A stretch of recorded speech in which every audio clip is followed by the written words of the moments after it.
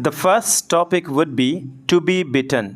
To be bitten का मतलब होता है पिट जाना। ओके, मतलब इसे हम पैसिव में कहते हैं, खुद पे कार्य होना, उस जगह पे टू बी बिटन को यूज़ करेंगे एज ए पैसिव। ओके, आप जहाँ चाहें यूज़ कर सकते हैं, लेकिन सूटेबल होना चाहिए। मान लो कि मैं यहाँ पिट जाने के लिए नहीं हूँ, तो मैं कह सकता हूँ in order to be bitten I am not here, मतलब पिट जाने के लिए मैं यहाँ नहीं हूँ।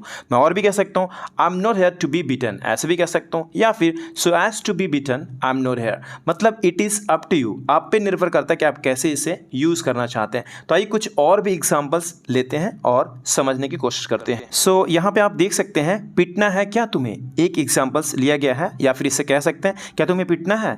इस तरह से अगर आप कहते हैं तो उस जगह पे हैव टू की मदद से, यानी क्वेश्चंस पूछ रहे हैं, उसमें भी आप यूज़ कर सकते हैं। जैसे do you have to be bitten, do you have to be bitten. Next one is वह पिट चुका है, यानी कि प्रेजेंट परफेक्ट टेंस में यूज़ करते हैं। He has been bitten, he has been bitten. वो पिट रहा है, ही इज़ बीइंग बिटन।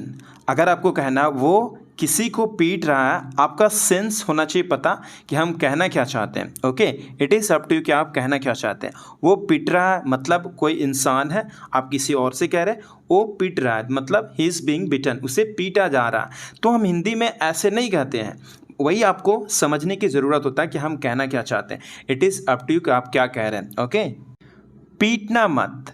पीटना मत सुनने में ऐसा लगता है कि मैं खुद के लिए कह रहा हूँ कि मुझे पीटना मत, ऐसा नहीं कह रहा हूँ, बल्कि पीटना मत मैं ये कहना चाहता हूँ कि सामने कोई जा रहा है और मैं से कह रहा मैं तो वहाँ जा रहा हूँ, तो मैं ये कह रहा हूँ पीट मत जाना, पीटना मत।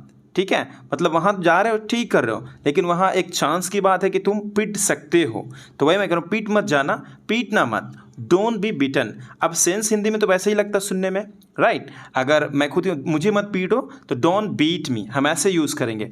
ठीक है, तो एक्टिव और पैसिव में आपको थोड़ा सा स्लाइड जो डिफरेंस है समझ में आना चाहिए, एंड देन आप यूज़ कर सकते हैं। गाइस, यदि आप 600 से प्लस एडवांस्ड इंग्लिश स्ट्रक्चर्स का ई बुक अभी तक आपने परचेस नहीं करी है, तो इस वीडियो के डिस्क्रिप्शन में लिंक दी गई है, जा करके आप चेकआउट कर सकते हैं।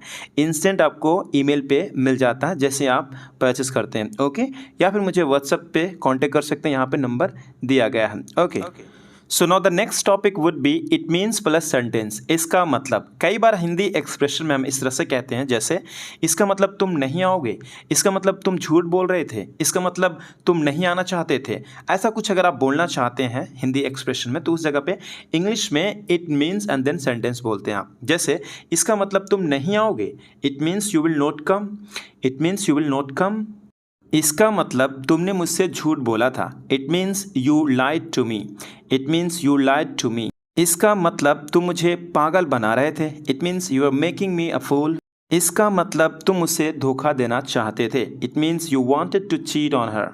इसका मतलब हम पागल हैं, it means we are mad. इसका मतलब हम पागल हैं जो सुबह से लाइन में खड़े हुए हैं, it means we are mad who have been standing in queue since morning. इसका मतलब जो भी तुमने बोला वो झूठ था, it means whatever you had spoken was a lie. So the next topic would be suppose to.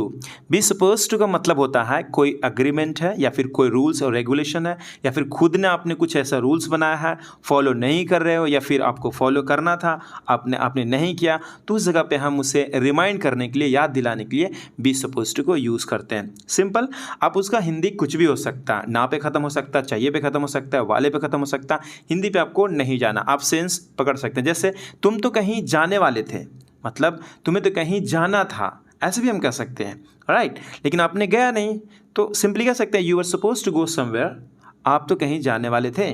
ठीक है, तुम तो कहीं जाने वाले थे, तो उस जगह पे हम इसे यूज़ करेंगे। बड़ा ही सिंपल है, बट यूज़ इट। तुम तो कल आने वाले थे, you are suppose to come yesterday, you are suppose to come yesterday. इस तरह से भी कह सकते हैं तुम्हें कल आना चाहिए था, ऐसे भी कह सकते हैं तुम्हें कल आना था, ऐसे भी कह सकते हैं। तुम तो वहीं रुकने वाले थे, you are suppose to stay there. तुम तो अपने पेरेंट्स से बात करने वाले थे, you are suppose to talk to your parents. अगला टॉपिक है you will miss that someone, याद करोगे।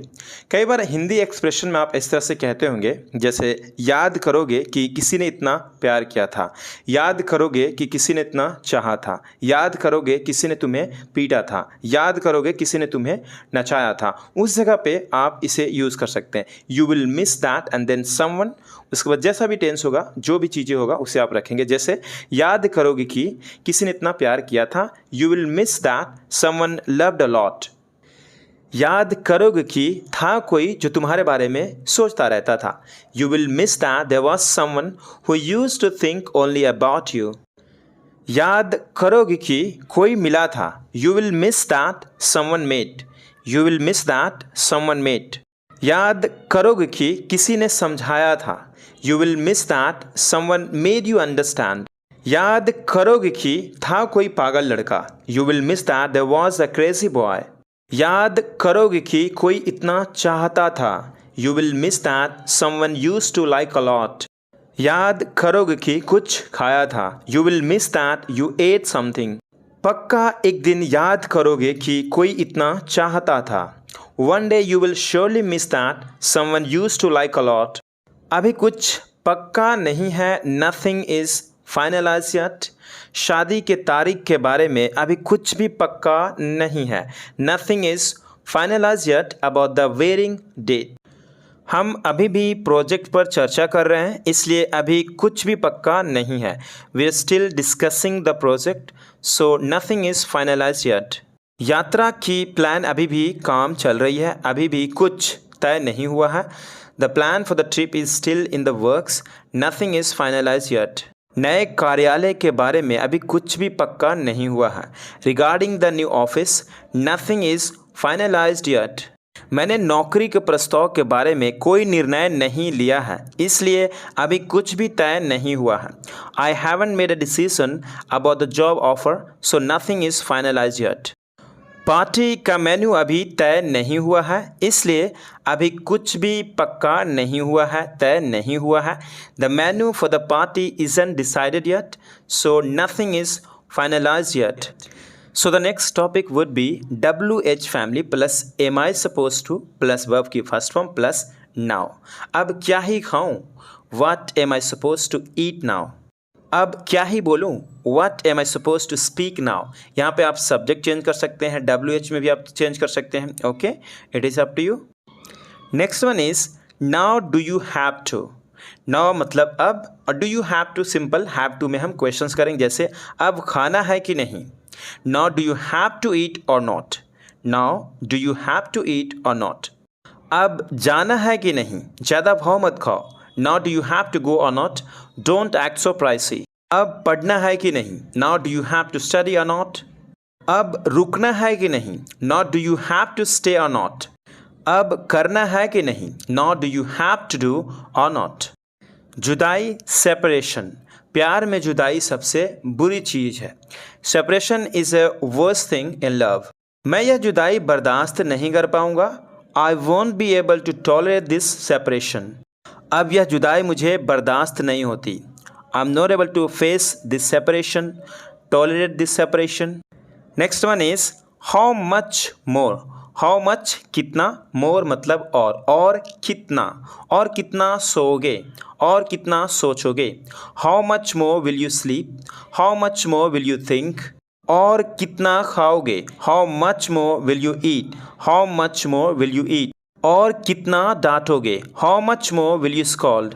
और कितना रुलाओगे, how much more will you make me cry. और कितना नाचोगे, हम लेट हो रहे हैं। How much more will you dance, we are getting late. Anything like this, ऐसा कुछ। समथिंग लाइक दिस, ऐसा कुछ। समथिंग एज ए पॉजिटिव और anything like this negative, but चलता है स्पोकन इंग्लिश में। मैंने ऐसा कुछ नहीं बताया है या फिर बताया, it is up to you कि आप कहना क्या चाहते हैं। अगर आप प्रेजेंट सिचुएशन में कह रहे हैं तो आप हैव को यूज़ करेंगे, अगर पास्ट में तो सिंपली डिड वाले जो यूज़ करते हैं नेगेटिव में वैसे यूज़ करेंगे। लेकिन यहाँ पे मैं फीलिंग वही दे रहा हूँ as a like present tense में, ठीक है। जैसे मैंने ऐसा कुछ नहीं बताया है, I haven't told anything like this, present tense in the sense कि प्रेजेंट परफेक्ट टेंस, ओके। मैंने ऐसा कुछ नहीं खाया है, I haven't eaten anything like this. मैंने ऐसा कुछ नहीं देखा है। I haven't seen anything like this.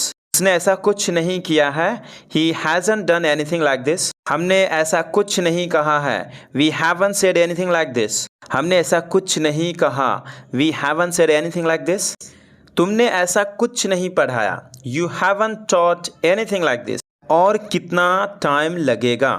How much more time will it take. यहाँ पे अगर कोई सब्जेक्ट दिखाना चाहते हैं कि किसके बारे में बात करें, जैसे तुम्हें कितना समय लगेगा और कितना समय लगेगा, तो इट की जगह पे आप सब्जेक्ट को रख सकते हैं। जैसे और कितना टाइम वेस्ट करोगे।